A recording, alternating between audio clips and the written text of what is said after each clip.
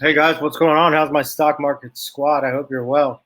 It's Sunday. It's Sherpa, and the Sherpa is here with a lesson for you guys.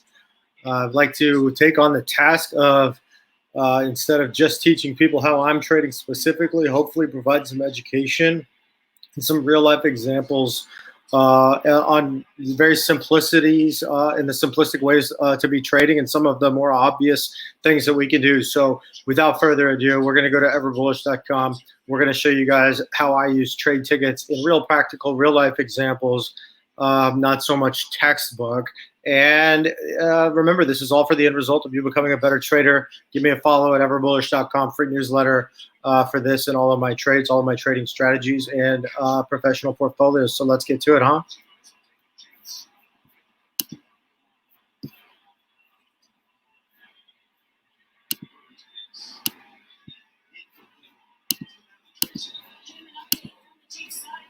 All right, we'll go to everbullish.com. If you want to click on the right side and look up the most recent updated performance numbers of my professional portfolios, they're $100.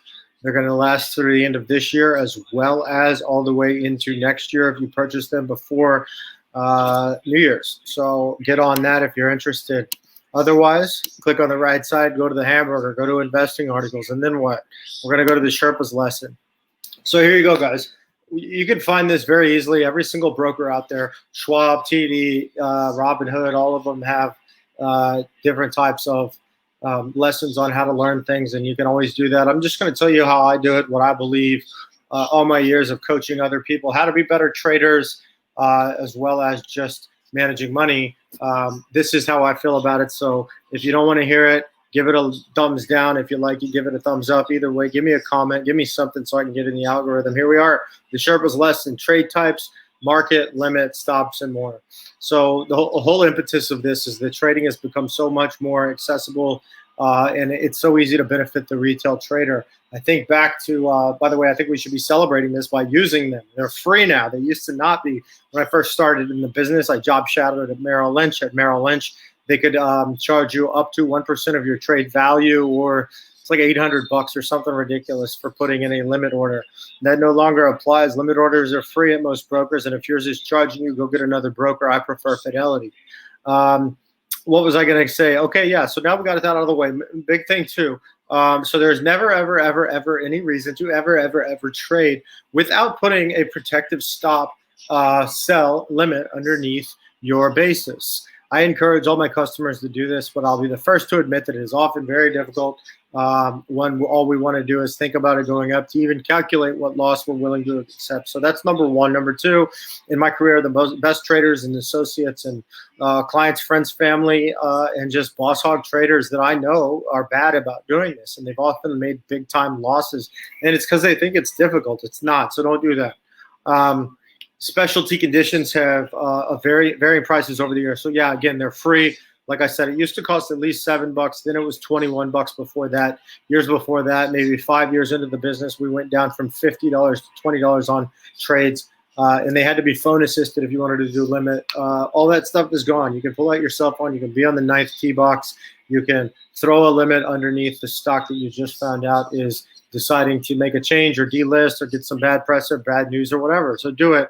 And then finally, remember, none of these type of trades that I'm talking about as far as limit orders or protective type of orders can be done with mutual funds, private equity funds, or oftentimes with any type of wrapped managed account. And I think that's bullshit. I tell you that. That's the reason I create newsletter portfolios. That's the reason newsletter investing, among many other reasons, is the best. And these are especially helpful for swing tradings. Everybody that's been following me knows that I'm probably the best swing trader on the internet and maybe in the entire market.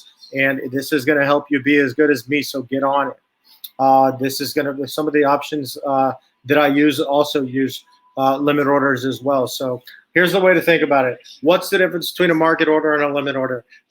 Remember, here's what I like to think about. Time is money, right? Well, time is money. Market orders allow you to control the time, but not the money. I can say I'm selling today. I'm selling at this second. It's 9:31 a.m. Central Time, 1 hour and 1 minute after the market open, which is when I like to start trading, as you all know, on Tuesdays, turnaround Tuesdays. But either way, I can say this is what I'm going to get it and I have a decent idea of what the bid and ask is. Now, theoretically, I could miss the price, but if you're at a good brokerage firm, they're going to execute within 1 second. Again, I like Fidelity, and Fidelity fills all their market orders with the guarantee of 1 second or less, and they have the best execution that there is. So an example of this in my real life trading is that on Tuesday, I plan on buying Ethereum. I might even buy it on Monday. But I never trade at the open. I always wait at least an hour to see where the market's going, and then I try to jump in at the best price. But something like Ethereum, I believe, is going to go through the roof. I don't think the crypto being banned in China is going to really mean anything. So with Ethereum on Monday or Tuesday, most likely both, but the plan is right now to do it on Tuesday, is going to be to buy Ethereum. And I don't really care because I know in the long term it'll be up. I know in the short term it'll likely be up, and that's my prognosis. I don't want to waste a lot of time waiting on it because it's a highly volatile stock and I want to get rich today. Okay, so that's an example. I could just jump in. It's the most basic type of trade. You get it immediately at the current price you like. Here's an example of a market order sell that I'm going to be doing. This is also going to be on Monday, most likely. This is for FTCB. This is in my trading account, not any of my professional portfolios, so no fear out there. This is FTCV. This is the SPAC that was going to take eToro public. They just came out with news over the weekend that I sent out on my Instagram that they're no longer going to IPO as expected and are going to wait till the end of the year, at the beginning of next year. I don't like that. So for ETHE, as I mentioned before, I put in a buy order, I put in market, and I put in day. I hit preview and I go. The sell example that I just talked about is FTCV. They just announced that there is no IPO later in the year, and this was unexpected. I don't care about the price. I just want the F out, right? Well, that's just a sell market order day. So one important thing to remember is that the last trade price is not necessarily what you'll get if you're trading a thinly traded security. And the last tick was, let's say, $3.10, and you hit market order to sell, and the next tick is a down tick, and it drops 20 cents because it's thinly traded. Now you'd be looking at $2.90, right? I think you get that. All right, limits. Y'all hear me talk about limits all the time. I was a late adopter, 14 years of professional trading. I have been very slow to jump on the game or adapt to the game changing and adding limits to every single order. Now I do it no matter what. I think you should too. And I'm tired of hearing people bitching about losing money in trades when they didn't put limits underneath it. You got to do that. So here's a real life example. Y'all know I like Yeti. I trade Yeti all the time. It's one of the holdings of one of my professional portfolios out there. Go buy one and find out what it is. But basically, I like Yeti around 90 bucks when it goes up to about 100. Really more like 102, 105. I like to sell it. And if it drops back down to the 90s, I buy it again. So here's what I like to do. I like to put a buy limit order in for $92. So a buy limit order is when I want to put the buy below the current trading price. If it drops, it hits that limit number. So in this case, I put in $92. If it hits 92, it'll trade at the next tick, whether it's up or down. And then now I own it, right? Right after that, I can hope that the stock goes down even more. I'm sorry. I hope that the stock goes up. And then once it goes up to, let's say, right after I buy it, I can now put a sell limit order, which has to be above the price. This is all in here for the reading. But remember, I got to send you to my website to read all this. It is available in a downloadable PDF. You can download it straight to your computer. I did that for you pro bono. You're welcome. Go buy me a cup of coffee. Going back to the Yeti, the second I actually get the execution text message on my phone or the alert that I just bought Yeti at $92 and something cents or $91 and 90 something cents, I can then just immediately go sell at $102. And then I don't have to watch it. With buy limits and sell limits, I always, and here's an example. So it's at 95 now. Go ahead and put an order in at the limit, and then it's good till canceled. Now remember, good till canceled is 180 days. Some companies do 90 days. At Fidelity, I choose 180 days. So I've got all the way until March 24th of next year. And frankly, that's just going to happen. One of the two things will happen, and then I can also just cancel this order and buy it at the market if I like it or if I don't like it, if I want to sell it or if I want to buy it. So I think you get what I'm saying there. Just remember that buy limits, the limit triggers the next trade to be a market order. So buy limits and sell limits are very simple. There's no reason not to use them. Sell limit is in order to sell a security above a certain price. A buy stop is in order to buy security at a price above the current market bid. we can get into all this, but I'd really rather you just read it. I'm talking about the ways that I use these orders in my real life. I do use sell stop orders. I think these might be the most advantageous. And remember that a sell stop order is to sell a security at a price below the current market ask. So like a buy stop order, a stop order to sell becomes active only if specified price is reached. So yeah, with these, I think there's something that I need to mention here, and I kind of missed it.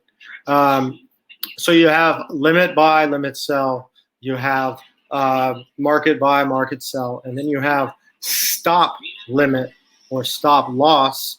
And stop limit orders are basically two triggers. I put a stop price in, which triggers the limit to now be set. And then when the limit price is hit, then it triggers the market to be set.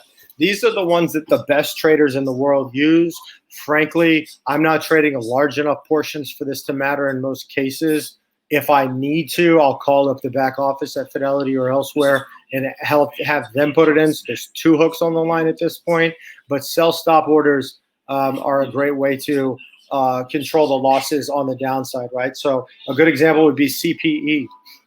So with CPE, Callon Petroleum, it's been in the 30s when I most recently recommended it. It was hit 42 the other day, I believe.